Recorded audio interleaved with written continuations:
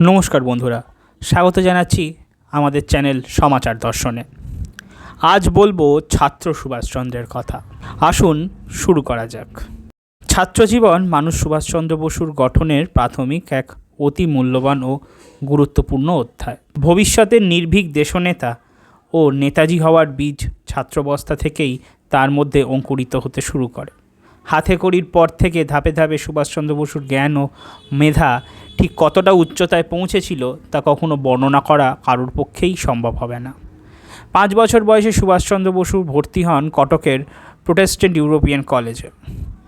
ছাত্র অবস্থায় খুব বেশি সময় কখনোই বইতে তিনি মুখ গুঁজে থাকেননি, অথচ খুব কম সময়ে পাঠ্য বই পড়ে অনায়াসে একটি বাদে বাকি সব পরীক্ষাতেই 1 থেকে 4-এর মধ্যে থেকেছেন ছাত্র সুভাষচন্দ্র। ছাত্র অবস্থায় প্রথমে ইংরেজি মাধ্যমে পড়ার জন্য সংস্কৃত কিছুই জানতেন না, তা মানা গেল, কিন্তু বাঙালির ঘরের ছেলে হয়ে তিনি বাংলাও ঠিকমতো লিখতে পারতেন না। এই অবস্থা থেকে মাত্র 1 বছরে কোন মন্ত্র বলে তিনি সব বিষয়ে সর্বোচ্চ নম্বর পেয়েছিলেন তা কেবলই ঈশ্বরই বলতে পারবেন। শুধু পড়াশোনায় খুব ভালো বা আশ্চর্য মেধা তাই নয়, ছাত্র সুভাষকে অন্য সকল সহপাঠীরা নিজেদের অজান্তেই অনুসরণ করত। সহপাঠীরা সুভাষকে তাদের নেতা মানত। কথা বলা ঠিক নয়, কারণ সেই ভাবনার বয়স তখন সেই বয়সে আসে না। আসলে সকলের অত্যন্ত প্রিয় বন্ধু হয়ে উঠেছিলেন ছাত্র সুভাষ। তাই এক গভীর ভালোবাসা থেকে সহপাঠীরা তার সকল কথা মেনে চলত। সেই মেনে চলা থেকেই অনুসরণ। স্কুল শেষে বন্ধু সুভাষের কথাতেই তার সহপাঠীরা নদীর পাড়ে প্যারেড অনুশীলন করত। নিজের অজান্তে ছাত্র অবস্থায় সুভাষচন্দ্রের প্রথম বৈপ্লবিক প্রতিবাদ অগস্ট মাসের 11 তারিখ 1911 সালে ব্রিটিশ আমলের একটি 13-14 বছরের ছেলে স্কুলের প্রায় সকল ছাত্রদের নিয়ে বিপ্লবী শহীদ ক্ষুদিরাম বসুর মৃত্যুবার্ষিকী পালন করছে। সকল ছাত্ররা মন্ত্রমুগ্ধের মতো অনুসরণ করছে তাকে। এক শান্ত সুন্দর তেজ, যে তেজের সামনে সম্মোহন তৈরি হবেই হবে। সাল 1909, কটকের কাঠাজুড়ির নদীর তীরে বাংলা মাধ্যম র্যাভেনশা কলেজিয়েট স্কুলে 7ম শ্রেণীতে ভর্তি হন সুভাষচন্দ্র। তখন এই স্কুলের প্রধান শিক্ষক বেণীমাধব দাস, যার ব্যক্তিত্ব স্বদেশ চেতনা বালক সুভাষকে প্রথম থেকেই প্রভাবিত করে এসছে। এই সময়ের পর থেকে বাংলার লোকসাহিত্য অত্যন্ত প্রিয় হয়ে ওঠে তার। ইতিহাসের প্রতি তৈরি হয় গভীর ভালোবাসা। শিক্ষক বেণীমাধব দাস সুভাষচন্দ্রের মানসিক দৃঢ়তা গঠনে এক অভূতপূর্ব ভূমিকা পালন করেন। সুভাষচন্দ্র কখনো তার ছেলেবেলার এই শিক্ষককে ভুলতে পারেননি। ছাত্র অবস্থাতেই সুভাষচন্দ্র বসু 2 বার সন্ন্যাসী জীবনে যাওয়ার চেষ্টা করেছিলেন।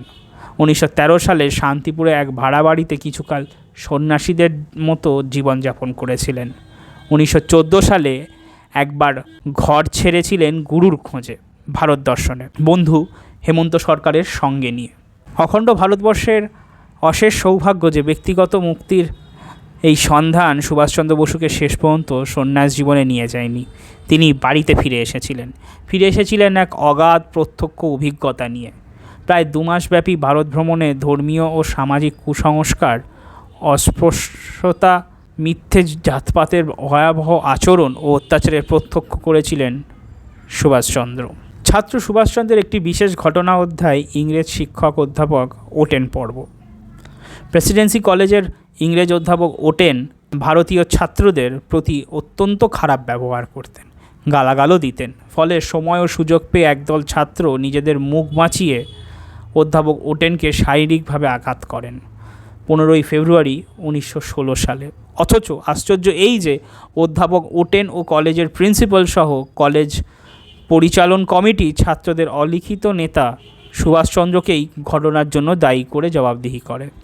শেষ পর্যন্ত অন্যের দোষে দোষী সুভাষচন্দ্র বসু কলেজ থেকে বহিষ্কার হয়ে পেলেন প্রকৃত নেতৃত্বের স্বাদ। আরও কিছু ছাত্রদের অনঙ্গ দাম, বিপিন সতীশচন্দ্র দে, বিপিন দে, ভোলানাথ রায়কেও বহিষ্কার করা হয়েছিল। এসব ছাত্ররা সুভাষচন্দ্রের সাথে ছিল তাদের পুলিশ নজরে রাখছে বা থানায় ডেকে পাঠাচ্ছে দেখে সুভাষচন্দ্রের দাদারা তাকে কলকাতা থেকে কটকে পাঠিয়ে দেন। 1 বছর নষ্ট হলেও গতিপথ রোধ করা গেল না। 1918 সালে স্কটিশ চার্চে পড়ার সময় বেলঘরিয়াতে কলকাতা ইউনিভার্সিটির ইনফার্নিটি ক্যাম্পে অর্থাৎ বিশ্ববিদ্যালয় পরিচালিত আঞ্চলিক সামরিক শিক্ষা অনুশীলনে সুভাষচন্দ্র মিলিটারি ট্রেনিং নিচ্ছিলেন। 1919 সালে নিজের ইচ্ছার বিরুদ্ধে বাবা জানকীনাথ বসুর ইচ্ছায় গেলেন ইংল্যান্ড ICS পড়তে। সেখানে হাতে ছিল মাত্র 8 মাস, তাও বোধহয় বেশি হয়ে গেল।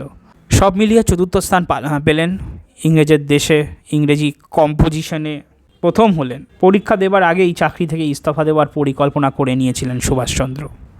সুভাষচন্দ্র ক্যামব্রিজ বিশ্ববিদ্যালয় থেকে মনোবিজ্ঞান ও নীতিবিজ্ঞানে ট্রাইপোস সহ BA ডিগ্রি লাভ করেন। তবে এখানে সবচেয়ে আশ্চর্যের ঘটনা এই যে সুভাষচন্দ্রের ICS পদত্যাগের খবর বাড়িতে ভালোভাবে নেয়নি।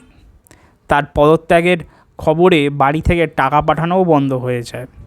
অন্য সূত্রে পাওয়া যাচ্ছে সুভাষচন্দ্র এই অবস্থা অনুমান করেছিলেন যে পদত্যাগের পরে বোধহয় বাড়ি থেকে আর টাকা আসবে না।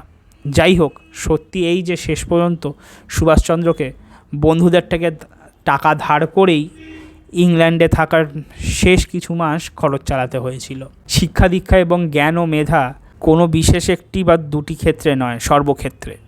তার শিক্ষা দীক্ষা মানে শুধুই পুঁথিগত বিদ্যা নয়, তার সাথে আচার আচরণ, চিন্তাভাবনা, দয়াদাক্ষিণ্য, সেবক মন ও সেবক কর্ম, আগাম পরিকল্পনার ক্ষমতা, স্বার্থ ও ত্যাগ স্বীকারের ক্ষমতা, আশ্চর্য সাহস, জাতপাতহীন ধর্মনিরপেক্ষ দেশ গঠনের সত্যিকারের ইচ্ছা ও চেষ্টা, বিশুদ্ধ খাঁটি দেশপ্রেম এবং অবশ্যই চরিত্র।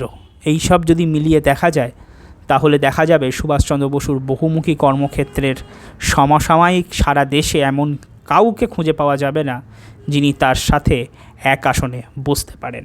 সুভাষচন্দ্র বসুর জীবনী ও তার কর্মকাণ্ড এবং কাজকে নিয়ে আরও জানতে ফলো করতে ভুলবেন না আমাদের চ্যানেল সমাচার দর্শনকে। আর ভিডিওটি ভালো লেগে থাকলে অবশ্যই লাইক, কমেন্ট ও শেয়ার করতে ভুলবেন না, আর কমেন্টে জানাবেন কেমন লাগলো। ইউটিউবে দেখে থাকলে সাবস্ক্রাইব করে দেবেন, আর ফেসবুকে দেখে থাকলে অবশ্যই ফলো বাটনটা ক্লিক করে রাখবেন যাতে আগামী পর্বটা তাড়াতাড়ি আপনাদের সামনে চলে আসে। ধন্যবাদ। জয়তু স্বামীজি, জয়তু নেতাজি, বন্দে মাতরম, জয় হিন্দ।